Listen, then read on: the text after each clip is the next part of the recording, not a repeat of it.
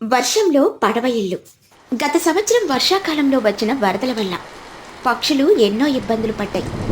ఇళ్లన్నీ నీళ్లలో మునిగిపోయి తినడానికి తిండి లేక పిల్లలతో ప్రాణాలు అరచేతిలో పెట్టుకొని చెట్ల మీద గడిపారు. ఆ భయంకరమైన రోజులు ఇంకా ఎవరికీ కళ్ళ ముందు నుండి మెదల్లేదు. ఈసారి కూడా వర్షాకాలం దగ్గర పడుతూ ఉండడంతో అందరిలో ఒకటే టెన్షన్. కాని మన చిచ్చుకాకి బుర్రలో మాత్రం ఈ కష్టాన్ని ఒక గొప్ప వ్యాపారంగా మార్చుకునే ఆలోచన మెరిసింది. ఒకరోజు మధ్యాహ్నం రచ్చబండ దగ్గర తుని పిచ్చుక, చోటు చిలుక, మహీగ్రద్ద కూర్చొని రాబోయే వర్షాల గురించి మాట్లాడుకుంటూ ఉంటారు. అబ్బా, ఈ వర్షాకాలం వస్తుందంటేనే నాకు భయం వేస్తుంది చోటు. గత సంవత్సరం మనం పడ్డ కష్టాలన్నీ అన్నీ ఇన్ని కావు. ఇళ్ళన్నీ మునిగిపోయాయి. పిల్లలకి పెట్టడానికి ఒక్క గింజ కూడా దొరకలేదు. ఈసారి కూడా వర్షాలు అలాగే వస్తే మన పరిస్థితి ఏంటో. అవును తుని, నా షాప్లోని సరుకులన్నీ తడిసిపోయి లక్షల్లో నష్టం వచ్చింది. ఈసారి మళ్ళీ వరదలు వస్తాయని ఆ వాతావరణం పక్షులు చెబుతున్నాయి. మనం ఎక్కడికి వెళ్లి తలదాచుకోవాలో అర్థం కావట్లేదు. నిజమే, మన గ్రామం చెరువు పక్కనే ఉండడం వల్ల వర్షం వస్తే వెంటనే మునిగిపోతుంది. కానీ ఈసారి మనం ముందుగానే ఏదో ఒక జాగ్రత్త పడాలి, లేకపోతే ప్రాణాలకే ప్రమాదం రావచ్చు. ఆ మాటలు వింటూ అటుగా వచ్చిన చిచ్చుకాకి ఒక స్టైలిష్ నడకతో వాళ్ళ దగ్గరకొస్తుంది. తన ముఖంలో ఏదో తెలియని గర్వం కనిపిస్తూ ఉంటుంది. చిచ్చుకాకి నవ్వుతూ, హలో అందరికీ, మీ కష్టాలు భయాలు అన్నీ నేను విన్నాను. ఈ వర్షాకాలం మీరు ఎవరికి భయపడాల్సిన అవసరం లేదు. ఎందుకంటే మీ అందరిని కాపాడడానికి ఈ చిచ్చుకాకి ఒక బ్రహ్మాస్త్రం లాంటి ప్లాన్తో వచ్చింది. తుని పిచ్చుక ఆశ్చర్యంగా, ప్లానా? ఏంటి చిచ్చు, మళ్ళీ ఏదైనా వంకర బుద్ధితో ఆలోచిస్తున్నావా ఏంటి? నీ ప్లాన్స్తో మాకెప్పుడు నష్టమే కానీ లాభం ఉండదు. గతంలో నీ కరెంట్ బిల్ ఐడియాలు మాకు గుర్తున్నాయిలే. అలా అనకతోని, నా ఈ ప్లాన్ వింటే మీరందరూ ఆశ్చర్యపోయి నా కాళ్ళ మీద పడతారు. ఈసారి వర్షాలకు మీ ఇల్లు మునిగిపోయినా సరే నేను కట్టిన వర్షంలో పడవిల్లు మిమ్మల్ని రక్షిస్తుంది. పడవిల్లా అంటే ఏంటి చిచ్చు? చిచ్చుకాకి గర్వంగా, వినండి, నేను నాకున్న ఆస్తులు పొలాలు అన్నీ అమ్మేసి సిటీకి వెళ్ళి ఒక అతి పెద్ద పడవను కొనుక్కొని వచ్చాను. అది మామూలు పడవ కాదు, ఒక 5 స్టార్ హోటల్ లాంటి పడవ. అందులో ఏకంగా 10 బెడ్రూమ్లు, పెద్ద హాలు, కిచెను, స్నానాల గదులు అన్నీ ఉన్నాయి. ఆ పడవని మన చెరువులో దించాను. ఈ వర్షాకాలం అయిపోయేదాకా మనం అందరం ఆ పడవలోనే ఉంటే వరదలు వచ్చినా మనం సేఫ్గా ఉంటాం కదా. మహీగ్రద్ద ఆశ్చర్యంగా, వావ్ చిచ్చు, ఈ ఐడియా నిజంగానే చాలా అద్భుతంగా ఉంది. పడవలో ఇల్లు అనగానే చాలా థ్రిల్లింగ్గా అనిపిస్తుంది. వర్షం వస్తే పడవ పైకి తేలుతుంది కాబట్టి మునిగిపోయే ఛాన్సే లేదు. అవును చిచ్చు, నీ బుర్ర భలే పని చేస్తుంది. మరి మేమందరం ఆ పడవలోకి రావాలంటే ఏం చెయ్యాలి? చిచ్చుకాకి నవ్వుతూ, అంతా ఫ్రీగా రావడం కుదరదు కదా తుని. అందులో మీకు అన్ని సౌకర్యాలు, వంట వాళ్ళతో ఫుడ్ అన్నీ నేనే ఇస్తున్నాను కదా. కాబట్టి ఒక్కొక్కరికి నెల రోజుల పాటు ఆ పడవలో ఉండడానికి 15,000 రూపాయలు అవుతుంది. ఇది కేవలం మన ఊరి వాళ్ళకి మాత్రమే స్పెషల్ ఆఫర్. సిటీ వాళ్ళైతే రోజుకు 10,000 అడుగుతారు. చోటు చిలుక షాక్ అయ్యి, ఏంటి 15,000? అమ్మ బాబాయ్, అంత డబ్బా? ఒక నెల రోజుల కోసం 15,000 కట్టాలా? మా కిరాణా షాపు లోపం మొత్తం నీకే ఇచ్చేయమంటావా ఏంటి చిచ్చు? చిచ్చుకాకి కళ్ళెర చేస్తూ, చోట ప్రాణం కంటే 15,000 ఎక్కువ ఏంటి? రేపు వరదలు వస్తే మీ ఇల్లు, అందులో ఉన్న సామాన్లన్నీ మునిగిపోయి అంతకంటే ఎక్కువ నష్టం వస్తుంది కదా. అప్పుడు ఈ 15,000 ఒక లెక్క. బాగా ఆలోచించుకోండి. మహీగ్రద్ద విసుక్కుంటూ, రేపొస్తుందో రాదో తెలియని వరదల కోసం 15,000 కట్టడం పిచ్చితనం చిచ్చు. ఏదైనా వస్తే అప్పుడే చూసుకుంటాంలే. నీ పడవ నీ దగ్గరే ఉంచుకో, మేమేమి రాము. పదతోని మన ఇళ్లలో మనం జాగ్రత్తగా ఉందాం. అందరూ ఆ రేటు విని చిచ్చుకాకి పడవలోకి రామని చెప్పి వెళ్ళిపోతారు. చిచ్చుకాకి తన కొడుకు చిన్నుకాకి ఇద్దరు మాత్రమే మిగులుతారు. చిన్నుకాకి కాస్త బాధగా ఉంటాడు. చిన్నుకాకి బాధగా, అమ్మో చూసావో, ఎవరూ రాలేదు. మన ఆస్తులన్నీ అమ్మేసి ఇంత పెద్ద పడవ కొన్నాం. ఇప్పుడు ఎవరూ రాకపోతే మనం రోడ్డున పడతాం కదమ్మా. మనం రేటు కొంచెం తగ్గిస్తే బాగుండేది కదా. చిచ్చుకాకి ధీమాగా, నువ్వు కంగారు పడకరా చిన్నగా. ఈ ఊరి జనాలు ప్రాణం మీదకి వస్తే గానీ డబ్బులు బయటకు తీయరు. చూస్తూ ఉండ, మరో 2 రోజుల్లో ఆ వానదేవుడే వాళ్ళని పరిగెత్తించుకుంటూ మన పడవ దగ్గరికి తీసుకొని వస్తాడు. అప్పుడు వీళ్ళే 15 కాదు 20,000 ఇచ్చైనా నా పడవలో ఎక్కుతారు. చిచ్చుకాకి అన్నట్లే సరిగ్గా 2 రోజుల తర్వాత వాతావరణం మారిపోతుంది. ఆకాశమంతా నల్లటి మబ్బులతో కమ్ముకుని భయంకరమైన గాలులు వీయడం మొదలవుతాయి. ఒక్కసారిగా ఆకాశానికి చిల్లులు పడినట్టు కుండపోత వర్షం మొదలవుతుంది. ఆ వర్షం ఒకరోజు కాదు, 2 రోజులు కాదు, ఏకంగా 3 రోజులు ఏకదాటిగా కురుస్తుంది. దానితో ఊరి చెరువు నిండిపోయి నీళ్లు ఉప్పొంగి పక్షుల ఇళ్లలోకి రావడం మొదలవుతాయి. తుని పిచ్చుక కంగారుగా ఏడుస్తూ, అయ్యో దేవుడా, ఏంటి వర్షం ఆగట్లేదు, మన ఇంట్లోకి నీళ్ళొచ్చేస్తున్నాయి బుజ్జి, తొందరగా పైకెక్కు తల్లి. అమ్మా, నాకు భయమేస్తుందమ్మా, మన వస్తువులన్నీ నీళ్ళల్లో కొట్టుకుపోతున్నాయి, మనం ఇప్పుడు ఏం చేయాలమ్మా, చలికి వణుకొస్తుంది. చోటు చిలుక తన ఇంటి పైకప్పు మీదెక్కి నిలబడి, ఎవరైనా రక్షించండి, నా కిరాణా షాపులోని బియ్యం సరుకులన్నీ నీళ్ల పాలైపోయాయి, పన్ను జాగ్రత్తగా పట్టుకోరా, కింద పడితే ప్రాణాలు పోతాయి. బన్ను చిలుక ఏడుస్తూ, అమ్మా, నాకు ఈ నీళ్ళు చూస్తుంటే చాలా భయంగా ఉంది, మనం చచ్చిపోతామా అమ్మా? అలా పక్షులన్నీ ప్రాణాలు అరచేతిలో పెట్టుకుని తమ తమ ఇళ్ల పైకప్పుల మీద, పెద్ద చెట్ల కొమ్మల మీద వణుకుతో నిలబడుంటారు. వర్షం తీవ్రత పెరుగుతూనే ఉంటుంది. అప్పుడే బుజ్జి పిచ్చుకకు ఒక ఆలోచన వస్తుంది. అమ్మా, చిచ్చు అత్త పెద్ద పడవ తెచ్చింది కదా, అది నీళ్ళలో తేలుతూ ఉంటుంది, మనం అందరం అక్కడికి వెళ్దాం అమ్మా, అక్కడైతే మనం మునిగిపోయి బ్రతికిపోతాము. తుని పిచ్చుక కళ్ళల్లో ఆశతో, అవును పుచ్చి, నువ్వు చెప్పింది నిజమే, ప్రాణాలు పోతే ఈ డబ్బులు ఎవడు తీసుకుపోతాడు, పదండి అందరం కలిసి చిచ్చుకాకి పడవ దగ్గరికి వెళ్దాం. చూడు మహిగారు, పదండి చిచ్చు దగ్గరికి వెళ్దాం. అందరూ కలిసి ఎలాగోలా నీళ్ళల్లో ఈదుకుంటూ ఎగురుకుంటూ ఊరు చెరువు దగ్గరికి చేరుకుంటారు. అక్కడ చిచ్చుకాకి తెచ్చిన అతిపెద్ద పడవ రాజభవనంలా నీళ్ళల్లో తేలుతూ ఉంటుంది. పడవ చుట్టూ లైట్లు వెలుగుతూ ఉంటాయి. లోపల చిచ్చుకాకి చిన్నుకాకి హాయిగా కాలు మీద కాలేసుకుని వేడి వేడి సూప్ తాగుతూ ఉంటారు. బయట వణుకుతున్న పక్షులను చూసి చిచ్చుకాకి చిరునవ్వు నవ్వుతుంది. తుని పిచ్చుక వణుకుతూ గట్టిగా అరుస్తూ, చిచ్చు, ఓ చిచ్చు, మమ్మల్ని కాపాడవే, మా ఇళ్ళన్నీ మునిగిపోయాయి, పిల్లలు చలికి చనిపోయేలా ఉన్నారు, తలుపు తీయవే.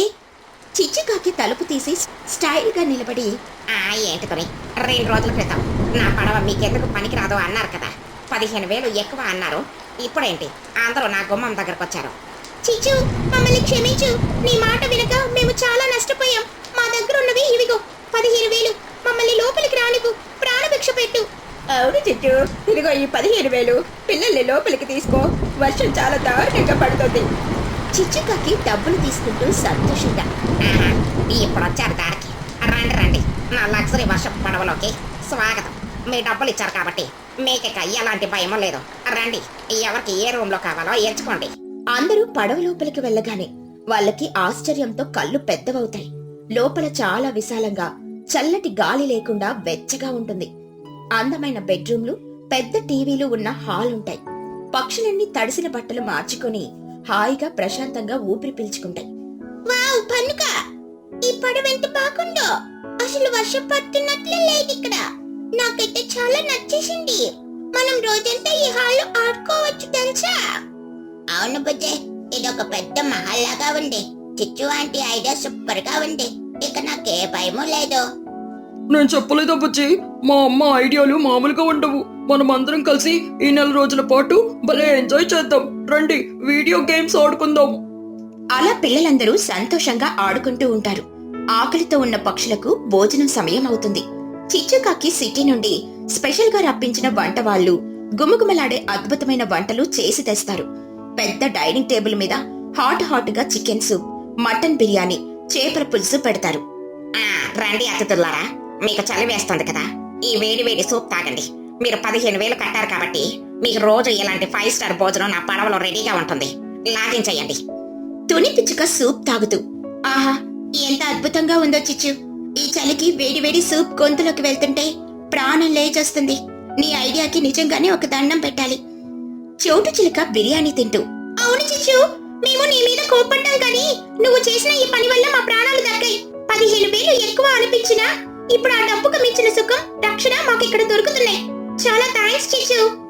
నిజమే చిచ్చు, మనమందరం ఇలా కలిసి ఒకే పడవలో 4 రోజుల పాటు ఉండడం చాలా ఆనందంగా ఉంది.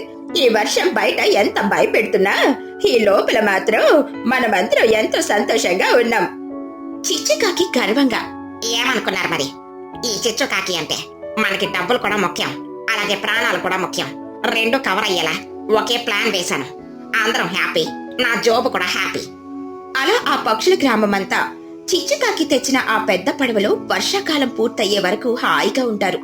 బయట కుండపోత వర్షం పడుతున్నా, వరదలు చెరువు నిండా పొంగి పొర్లుతున్నా ఆ పడవ సురక్షితంగా నీళ్ల మీద తేలుతూనే ఉంటుంది. పిల్లలు రోజంతా ఆటలాడుకుంటూ, పెద్దవాళ్లు కబుర్లు చెప్పుకుంటూ, రోజుకో రకం రుచికరమైన వంటలు తింటూ ఆ నెల రోజుల కాలాన్ని ఒక పండగలాగా జరుపుకుంటారు. చిచ్చుకాకి తన తెలివితో అందరి ప్రాణాలను కాపాడడమే కాకుండా తన వ్యాపారంతో మంచి లాభాలను కూడా పొందుతుంది. ఆ వర్షం వారికి ఎన్నడూ మర్చిపోలేని మధురమైన జ్ఞాపకంగా మిగిలిపోతుంది. బయట పెంకుటిల్లు, లోపల ప్యాలెస్. చిచ్చుకాకి పరిస్థితి చాలా దారుణంగా మారిపోతుంది. వ్యాపారాల్లో వరుస నష్టాలు రావడం, తీసుకున్న అప్పులకు వడ్డీలు పెరిగిపోవడంతో ఆమె అప్పుల ఊబిలో కూరుకుపోతుంది. అప్పుల వాళ్ళు రోజూ ఇంటికొచ్చి గొడవ చేస్తూ ఉండడంతో చిచ్చుకాకి ఏం చేయాలో పాలుపోదు. ఎవరైనా స్నేహితుల దగ్గర అప్పటికి ఈ గండం గట్టెక్కేద్దాం అని నిర్ణయించుకుంటుంది. వెంటనే ఏడుస్తూ తుని పిచ్చుక, చోటు చిలుక మరియు మహిగ్రద్దలు కూర్చునున్న చోటు వాళ్ళ ఇంటి దగ్గరికి వస్తుంది. వాళ్ళ కాళ్ళ మీద పడి ఏడవడం మొదలు పెడుతుంది. చిచ్చుకాకి బోరున ఏడుస్తూ, టుని, చోట, మహిగారు, నన్ను కాపాడండి, నా ప్రాణాలు పోయేలా ఉన్నాయి. మీరు కాపాడకపోతే ఈ రోజుతో ఈ చిచ్చుకాకి జీవితం ముగిసిపోయినట్టే. నా మెడకు అప్పుల తాడు ఊరిలాగా బిగుసుకుంది. దయచేసి నాకు సహాయం చేయండి. తుని పిచ్చుక కంగారుగా, ఏంటి చిచ్చు, ఏమైంది? ఎందుకలా పసిపిల్లలా ఏడుస్తున్నావు? నీకేం కష్టం వచ్చింది? నా వ్యాపారాలన్నీ ఘోరంగా దెబ్బతిన్నాయి టుని.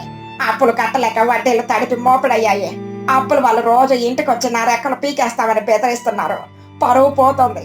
నా ఇల్లు కూడా జప్తు చేసేలా ఉన్నారు. నాకు తలా కొంత డబ్బు అప్పుగా ఇచ్చి ఆదుకోండి. నేను కష్టపడి పనిచేసే మీ డబ్బులు మీకు వడ్డీతో సహా తిరిగి ఇచ్చేస్తాను. ప్రాణభిక్ష పెట్టండి. చోటు చిలుక మొహం మార్చుకుని, అయ్యో చిచ్చు, నీ పరిస్థితి వింటుంటే నాకు చాలా బాధగా ఉంది. కానీ నా దగ్గర అంత డబ్బులు ఎక్కడున్నాయి?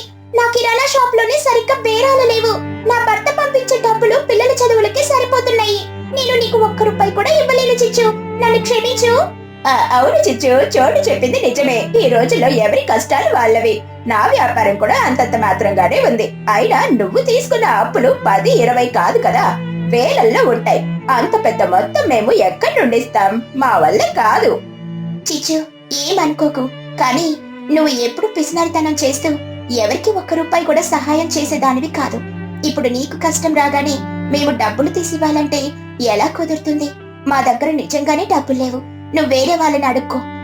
చిచ్చుకాకి కన్నీళ్లు తుడుచుకుంటూ, స్నేహితులంటే ఆపదలు ఆదుకుంటారని నమ్మేంతోనే నా పిసినారితనం గురించి ఇప్పుడు ఎత్తి చూపిస్తున్నారా? డబ్బులు ఇవ్వకపోయినా పర్వాలేదు, కానీ ఇలా అవమానించకండి. నా బతుకు ఎవరికి అక్కర్లేదు. నేను వెళ్తున్నాను. చిచ్చుకాకి తీవ్రమైన అవమానంతో, గుండె పగిలే బాధతో అక్కడి నుండి నడుచుకుంటూ వెళ్లిపోయింది. తన స్నేహితులు కూడా తనని వదిలేశారని, ఇక బ్రతికి లాభం లేదని నిర్ణయించుకుంటుంది. ఊరి చివరున్న పెద్ద చెరువులో దూకి ప్రాణాలు తీసుకుందామని అడవిదారిన ఒంటరిగా ఏడుస్తూ నడుచుకుంటూ వెళ్తూ ఉంటుంది. దారిలో ఒక పెద్ద మామిడి చెట్టు దగ్గరికి రాగానే ఆ చెట్టు కింద ఎవరో పడిపోయున్నట్టు ఆమెకు కనిపిస్తుంది. దగ్గరికెళ్లి చూసేసరికి అది లూసీ పావురం. లూసీ పావురం తలకు బలమైన గాయం తగిలి రక్తం కారుతూ స్పృహ తప్పి పడిపోయి ఉంటుంది. చిచ్చుకాకి షాక్ అయి గట్టిగా అరుస్తూ, అమ్మ బాబాయ్, లూసీ, ఏమైంది నీకు? తల నుండి రక్తం కారుతుంది. లూసీ, కళ్ళు తెరవే. ఓ దేవుడా, ఎవరైనా రక్షించండి. లూసీ ప్రాణాలు పోయేలా ఉన్నాయి. నా బాధలు నేను పడుతుంటే నా కళ్ళ ముందు నా స్నేహితురాలు ప్రాణాలు పోతున్నాయే. లేదు, నేను లూసీని చావనివ్వను. చిచ్చుకాకి తన ఆత్మహత్య ఆలోచనను పక్కన పెట్టి వెంటనే లూసీ పావురాన్ని తన భుజాల మీద వేసుకుని ఆయాసపడుతూ చెమటలు కక్కుతూ డాక్టర్ కుహు హాస్పిటల్ కి పరిగెత్తుకుంటూ వెళ్ళింది. డాక్టర్ వెంటనే లూసీ పావురానికి చికిత్స చేస్తారు. గాయానికి కుట్లు వేసి మందులిస్తారు. 2 గంటల తర్వాత లూసీ పావురానికి స్పృహ వస్తుంది. ఎదురుగా ఏడుస్తూ కూర్చున్న చిచ్చుకాకిని చూస్తుంది. లూసీ పావురం నీరసంగా కళ్ళు తెరుస్తూ, చిచ్చు, నేనెక్కడున్నాను? నా తల చాలా నొప్పిగా ఉందేంటి? చిచ్చుకాకి సంతోషంగా లూసీ చేతులు పట్టుకుని, లూసీ, దేవుడి దయ వల్ల నీకు స్పృహ వచ్చింది. నువ్వు అడవిలో దారి తప్పి చెట్టు పై నుండి కింద పడిపోయావా? నీ తలకి పెద్ద దెబ్బ తగిలి రక్తం పోయింది. నేనే నిన్ను ఇక్కడికి మోసుకొని వచ్చాను. నీ ప్రాణాలకు ఇక ప్రమాదం లేదు తల్లి. లూసీ పావురం కన్నీళ్లతో, చిచ్చు, నువ్వు నన్ను కాపాడావా? ఒకవేళ నువ్వు ఆ దారిలో రాకపోయినుంటే నేను ఈ పాటికి చనిపోయేదాన్ని. నా ప్రాణదాతవు నువ్వు. నీ రుణం నేను ఎలా తీర్చుకోగలను చిచ్చు? కానీ నీ కళ్ళెందుకు అంత ఎర్రగా ఉన్నాయి? నువ్వు చాలా సేపటి నుండి ఏడుస్తున్నావా? నా కోసం ఏడ్చావా? నీకోసం కాదు లూసీ, నా కర్మకాలి నేను ఏడుస్తున్నాను. నా బాధలు ఎవరికి చెప్పుకోలేను. ఏమైంది చిచ్చు? నీకేం కష్టం వచ్చింది? ప్రాణాలు కాపాడిన దేవుడివి నువ్వు. నీ కష్టం ఏదైనా సరే నాతో చెప్పు, నేను తీరుస్తాను. చిచ్చుకాకి బోరున ఏడుస్తూ, నా బతుకు రోడ్డున పడింది లూసీ. నా వ్యాపారాలన్నీ పోయాయి. వడ్డీ వ్యాపారులకి చాలా అప్పులు కట్టాలి. వాళ్ళు నా ఇల్లు జప్తు చేస్తామని అంటున్నారు. మన స్నేహితులందరినీ అడిగాను, ఎవరు నాకు ఒక్క రూపాయి కూడా ఇవ్వలేదు. నా అప్పు తీరదు, నా కష్టం పోదు అని చెరువులో దోకి చచ్చిపోతామని ఎంతో దారిలో నిన్ను చూశాను. నా ప్రాణాలు తీసుకోపోయే ముందు నీ ప్రాణాలు కాపాడే అదృష్టం దేవుడు నాకు ఇచ్చాడులే. అదే నాకు చాలు లూసీ. లూసీ పౌరం షాక్ అయ్యి, ఏంటి చిచ్చు, చచ్చిపోవాలని అనుకున్నావా?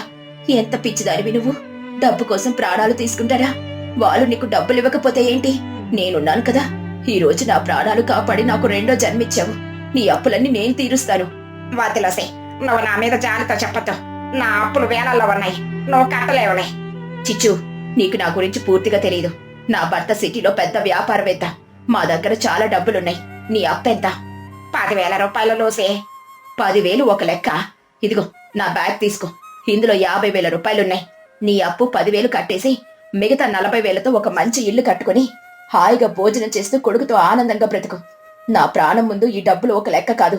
ఇవి నువ్వు నాకు తిరిగి ఇవ్వాల్సిన అవసరం కూడా లేదు. ఇది నా బహుమతి. చిచ్చుకాకి కళ్ళు పెద్దవి చేసి ఆనందంతో, 50,000 లూసీ, నువ్వు నిజంగా దేవతవి. నేను నిన్ను కాపాడినందుకు దేవుడు నా రూపంలో నిన్ను రక్షించే నీ రూపంలో నా అప్పులు తీరుస్తున్నాడు. నీకు 1,000,000 దండాలు లూసీ. నేను బ్రతికిపోయాను. చిచ్చుకాకి సంతోషంగా ఆ డబ్బులు తీసుకుని హాస్పిటల్ నుండి వెళ్లి వెంటనే తన అప్పులన్నీ తీర్చేస్తుంది. అప్పుల వల్ల గోళ్ళ వదిలిపోతుంది. ఆనందంగా ఇంటి తన కొడుకు చిన్నుకాకి జరిగిన విషయం అంతా చెబుతుంది.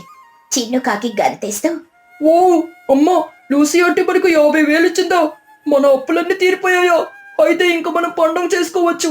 అమ్మా, లూసీ అంటే చెప్పినట్టు మనం ఒక కొత్త ఇల్లు కట్టుకుందామమ్మా. అవునరా చిన్నగా, మనకిప్పుడు డబ్బులు ఉన్నాయి కాబట్టి మంచి ఇల్లు కట్టుకుందాం. అమ్మో, మనం ఒక పెద్ద 2 అంతస్తుల బిల్డింగ్ కట్టుకుందాం.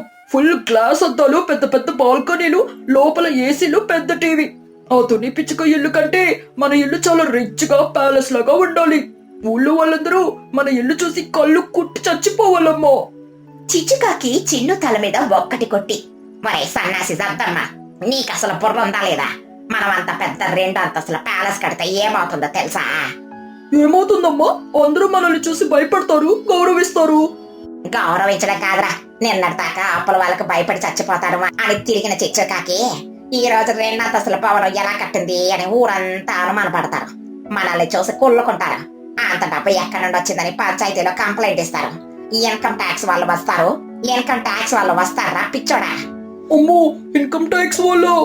అంతేకాదురా, మన దగ్గర చాలా డబ్బులు ఉన్నాయని తెలిసి నిన్న నాకు అప్పిపని అత్తుని చోటు మహి లాంటి వాళ్ళంతా సిగ్గు లేకుండా వచ్చి చిచ్చా మాకు అప్పివ్వు అని అడుగుతారు. డబ్బులున్న వాడిని చూస్తే ఈ ప్రపంచం ఊరుకోదురా. వాళ్ళ కళ్ళకి మనం ఎప్పుడు పేదవాళ్ళలాగానే కనిపించాలి. వాళ్ళ జాలి మన మీద ఎప్పుడూ ఉండాలి. మరి ఇప్పుడు ఎలా అమ్మా? మనం రిచ్ గా బ్రతకలేమా? ఆ డబ్బులు అలాగే బీరువాలో దాచుకోవాలో? దాచుకోవడం ఎందుకురా, మనం ప్యాలెస్ కట్టుకుందాం, ఫుల్ రిచ్ గా బ్రతుకుదాం. కానీ ఆ ప్యాలెస్ ఊరి వాళ్ళ కళ్ళకి మాత్రం ఒక పూరి గుడిసెలాగా, పాత పెంకుటిల్లులాగా కనిపించాలి. చిన్నుకాకి అయోమయంగా, బయట పెంకుటిల్లు, లోపల ప్యాలెస్, ఇదెలా సాధ్యమమ్మా? అదేరా ఈ చిచ్చుకాకి తెలివి. మనం వెంటనే కొంగ దగ్గరికి వెళ్దాం. వాడు ఇల్లు కట్టడంలో దిట్ట. వాడికి కాస్త డబ్బులు ఎక్కువ ఇచ్చే మనం అనుకున్నట్లు కట్టిద్దాం. పద. చిచ్చుకాకి చిన్ను కలిసి ఊరిలో ఫేమస్ బిల్డర్ అయిన కొంగ దగ్గరికి వెళ్తాడు. కొంగకి తమ ప్లాన్ అంతా వివరిస్తారు. గిజిగాడు వాళ్ళ ప్లాన్ విని ఆశ్చర్యపోయి డబ్బులు తీసుకుని పని మొదలు పెడతాడు.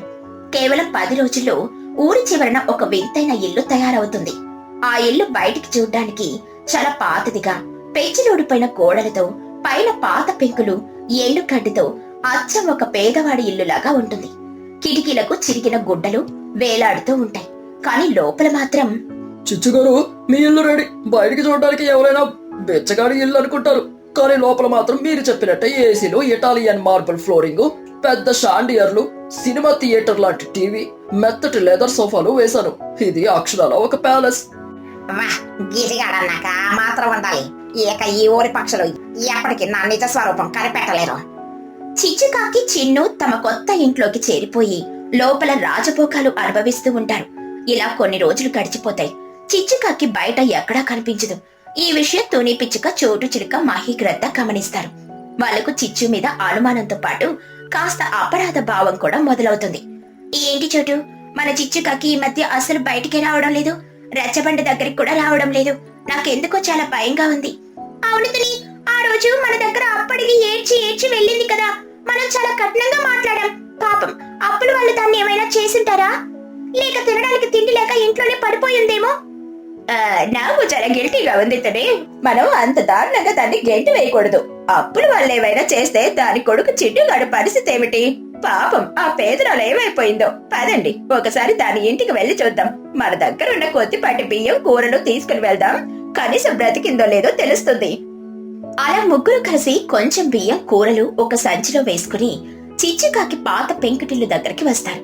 బయట నుండి ఆ ఇల్లు చూసి వాళ్లకు ఇంకా జాలు వేస్తుంది. అయ్యో, ఇల్లు చూడు ఎలా పాడుపడిపోయిందో, పెంకులన్నీ విరిగిపోయాయి. పాపం చిచ్చు ఎంత కష్టపడుతుందో. చిచ్చు, ఓ చిచ్చు, ఉన్నావా లోపల? తలుపులు గడియ వేసలేవు. మెల్లగా లోపలికి వెళ్లి చూద్దాం పదండి. ఏ మూలన పడి ఏడుస్తుందో పాపం. ముగ్గురు తలుపు తీసుకుని నెమ్మదిగా లోపలికి అడుగు పెడతారు. కాని లోపలికి వెళ్ళగానే వాళ్ళ కళ్ళు ఆశ్చర్యంతో బయర్లు కమ్ముతాయి. చేతిలో ఉన్న బియ్యం సంచులు కింద పడిపోతాయి. ఎదురుగా ఒక పెద్ద ఏసీ ఆన్ చేసి ఉంటుంది. గదంతా చల్లగా మారిపోయి ఉంటుంది. నేల మీద ఇటాలియన్ మార్బుల్ మెరిసిపోతూ ఉంటుంది. మధ్యలో ఒక పెద్ద లెదర్ సోఫాలో చిచ్చుకాకి కళ్లకు కూలింగ్ గ్లాసెస్ పెట్టుకుని చేతిలో రిమోట్ పట్టుకుని ఒక పెద్ద 75 ఇంచుల టీవీ చూస్తూ పక్కన ఉన్న బౌల్లోని జీడిపప్పు, బాదం పప్పు తింటూ ఉంటుంది.